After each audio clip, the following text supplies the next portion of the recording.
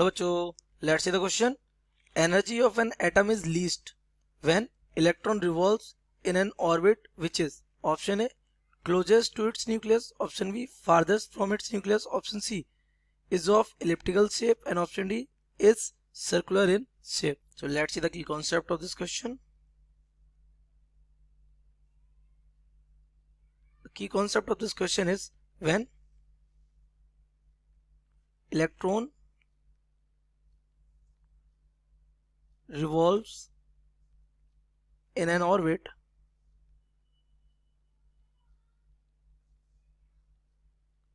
it has two kinds of energy.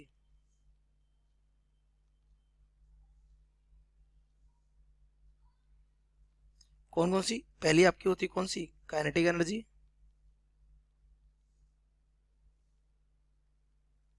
क्योंकि वो क्या कर रही है? रिवॉल्यूशन कर रहा है इलेक्ट्रॉन. और दूसरा पोटेंशियल एनर्जी.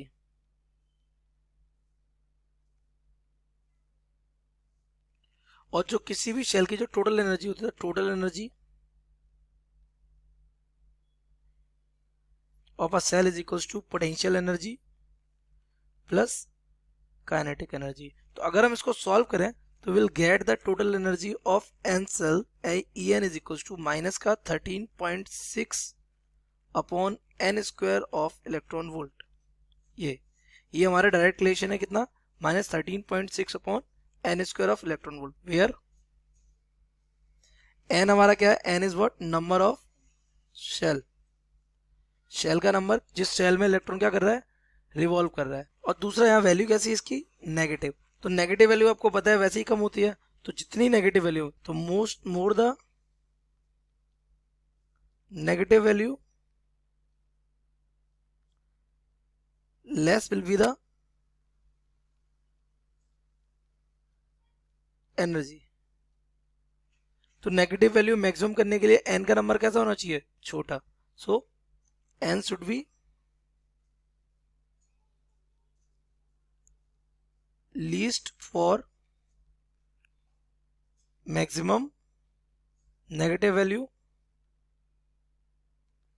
और मिनिमम एनर्जी. और आपको पता है एन क्या है? Number of cell. तो ये मिनिमम कितना हो सकता है? एन इक्वल 1 हो सकता है. तो कौन सी? जो सबसे पास होगी सेल, इसके लिए एनर्जी होती कितनी है? E1 की एनर्जी होती है माइनस का 13.6 ऑफ इलेक्ट्रॉन वोल्ट. तो किसकी एनर्जी ज्यादा होगी? जो सेल सबसे पास्ट होगी. तो closest to its nucleus. Option A will be correct. So the correct option small a. I hope you have understood it well. Best of luck.